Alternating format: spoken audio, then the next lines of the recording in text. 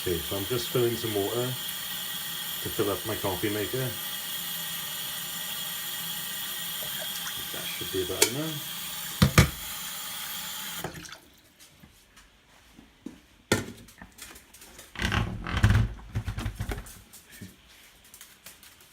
Dog's just chasing his tail.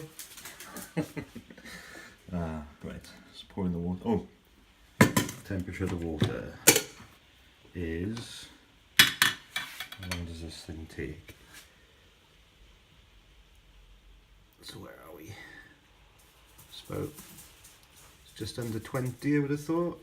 20 degrees, 70 Fahrenheit,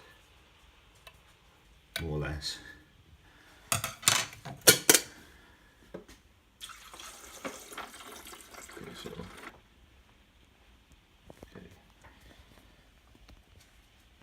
So,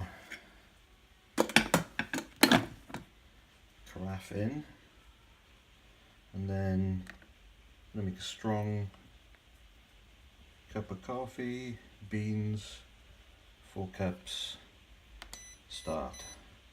And it said typically no carafe, which it does quite a lot. So take it out, put it back in, try it again. This is really annoying when you want to make coffee remotely and you have to get up and fiddle with it.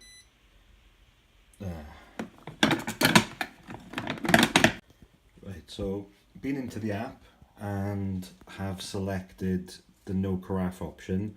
Sometimes when I've done this before, it automatically just turns itself back on. So I turn it off, I hear a little beep on the smarter machine, but then when I go back into the app, it's automatically set back to carafe detect on. So it's saying low water, it's brewing. So taking the beans in.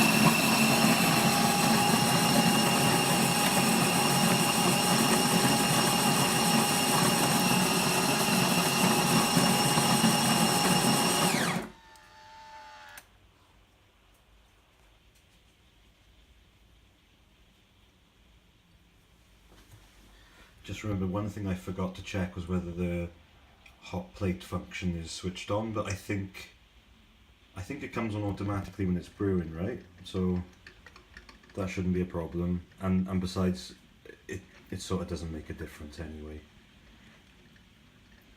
So here we go. It's brewing.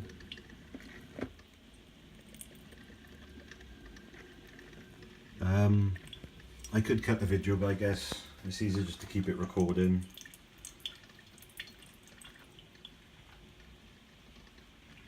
I mean, what I'll do is I'll just let it brew enough.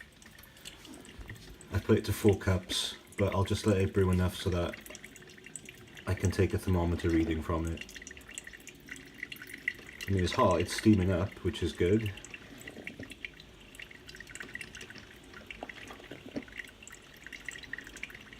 But I can't remember which way around it works, whether it's not so bad with smaller amounts or whether it's worse with larger amounts of coffee.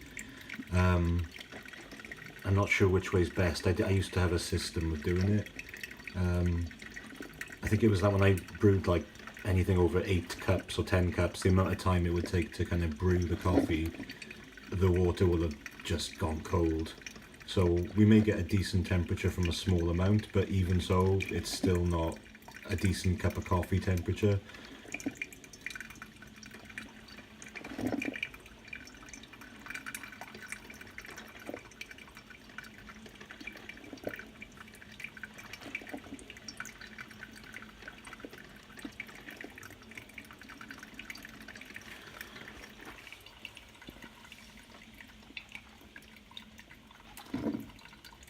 Okay, so I'll just grab a mug while I'm waiting.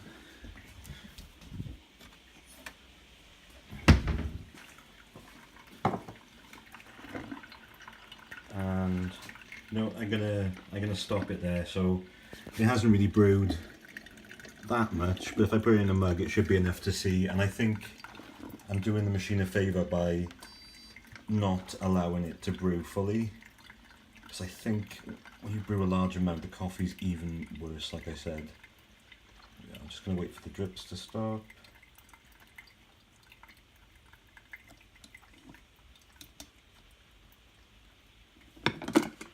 Okay. This actually doesn't look too bad. So I put the thermometer in, and it's shot right up to, it's going up, let me just focus that, 50, oh, 50, 55, 56, 57,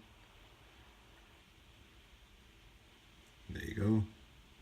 So we're on about, what's it stopped at, 57 degrees Celsius, so that's about, call it 132 Fahrenheit, and it's not moving anymore. It's actually gone down to 56 now, and there you go. So yeah, so I hope this helps you see my problem.